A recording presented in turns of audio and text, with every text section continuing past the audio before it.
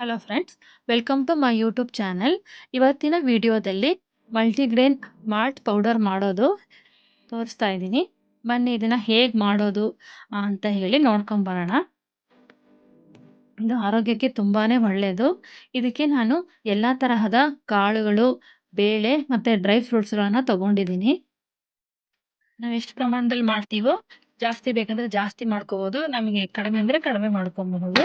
ಬನ್ನಿ ಇದಕ್ಕೆ ಏನೇನು ಹಾಕೋದು ಅಂತ ನೋಡ್ಕೊಂಬರೋಣ. ಮೊದಲನೇದಾಗಿ ಜೋಳ, ಗೋಧಿ, ಬಾರ್ಲಿ ಅಕ್ಕಿ, ಮಡಿಕೆ ಕಾಳು, ಹೆಸರು ಕಾಳು, ಅಲಸಂದೆ ಕಾಳು, ಕಡಲೆಕಾಳು, ಶೇಂಗಾ, ಸೋಯಾಬೀನ್ ಕಾಳು, ಸಜ್ಜೆ, ನವಣೆ, ಬಿಳಿ ಎಳ್ಳು, ಅಗಸೆ ಬೀಜ, ಹುರುಳಿಕಾಳು, ತೊಗರಿಬೇಳೆ, ಜೀರಿಗೆ, ಬಟಾಣಿ ಕಾಳು, ಹಳದಿ ಬೀಜ, ಸಬ್ಬಕ್ಕಿ, ಉದ್ದಿನಬೇಳೆ, ಸೋಂಪು, ಬಾದಾಮಿ, ಗೋಡಂಬಿ, ಅಜ್ವಾಯಿನ್, ಉತ್ತುತ್ತಿ, ಪಂಪ್ಕಿನ್ ಸೀಡ್ಸ್, ಪಿಸ್ತಾ, ಸನ್ಫ್ಲವರ್ ಸೀಡ್ಸ್, ವಾಲ್ನಟ್,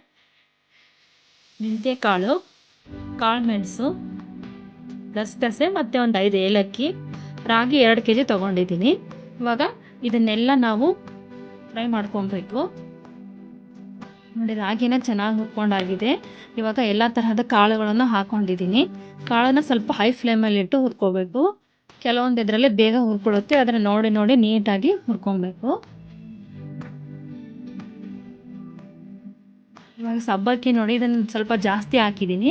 ಇದು ಬಾರ್ಲಿ ಅಕ್ಕಿ ತುಂಬ ಒಳ್ಳೆಯದು ಆರೋಗ್ಯಕ್ಕೆ. ಇವಾಗ ಬೇಸಿಗೆ ಬರೋದ್ರಿಂದ ದೇಹಕ್ಕೆ ಕೂಡ ತಂಪಾಗುತ್ತೆ.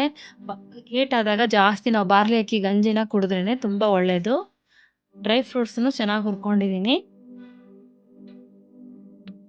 ಡ್ರೈ ಫ್ರೂಟ್ಸ್ನ ಸ್ವಲ್ಪ ನಾವು ಮಿಕ್ಸಿ ಮಾಡಿ ಹಾಕ್ಕೊಂಡಿದ್ದೀನಿ, ಯಾಕಂದರೆ ಅದು ಬೇಗ ಸಣ್ಣ ಆಗಲ್ಲ ಅಂತ ಹೇಳಿ. ಇವಾಗ ನೋಡಿ, ಎಲ್ಲ ಕಾಳು ಬೇಳೆನೆಲ್ಲ ಹುರ್ಕೊಂಡಾಗಿದೆ.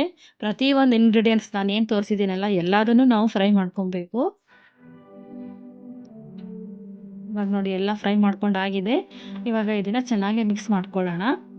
ಇದು ದೇಹಕ್ಕೆ ತುಂಬಾ ಒಳ್ಳೆಯದು. ನಾವು ಬೆಳಗ್ಗೆ ಎದ್ದು ಮಕ್ಕಳಿಗೆ 1 ಗ್ಲಾಸ್ ಕೊಡೋದ್ರಿಂದನೇ ತುಂಬ ಹೆಲ್ತ್ ಬೆನಿಫಿಟ್ಸ್ ಇದೆ. ಟೀ ಕಾಫಿ ಕುಡಿಯೋದಕ್ಕಿಂತ ಬೆಳಗ್ಗೆ ಎದ್ದು 1 ಗ್ಲಾಸ್ ಇದನ್ನು ಕುಡಿದ್ರೆ ತುಂಬ ಒಳ್ಳೆಯದು.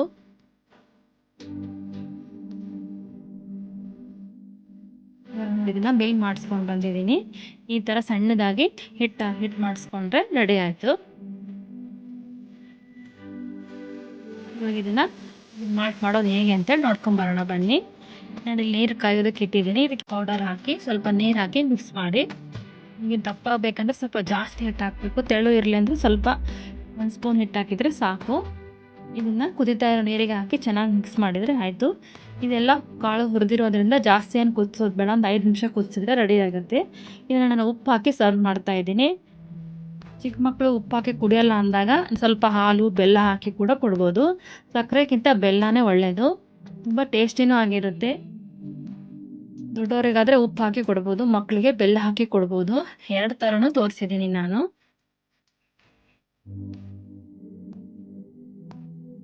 ನೋಡಿ, ಇವಾಗ 2 ಥರನೂ ಮಾಡಿದ್ದೀನಿ. ತುಂಬ ಚೆನ್ನಾಗಿರುತ್ತೆ, ಒಂದ್ಸಲ ಟ್ರೈ ಮಾಡಿ. ವಿಡಿಯೋ ಇಷ್ಟ ಆಗಿದ್ರೆ ಪ್ಲೀಸ್ ಒಂದು ಲೈಕ್, ಶೇರ್, ಸಬ್ಸ್ಕ್ರೈಬ್ ಮಾಡಿ. ಹೀಗೆ ಇನ್ನಷ್ಟು ವೀಡಿಯೋಸ್ಗಾಗಿ ಆಶಾ ಹೋಮ್ ಟೌನ್ ಚಾನಲ್ನ ಸಬ್ಸ್ಕ್ರೈಬ್ ಮಾಡ್ಕೊಳ್ಳಿ. Thank you for watching.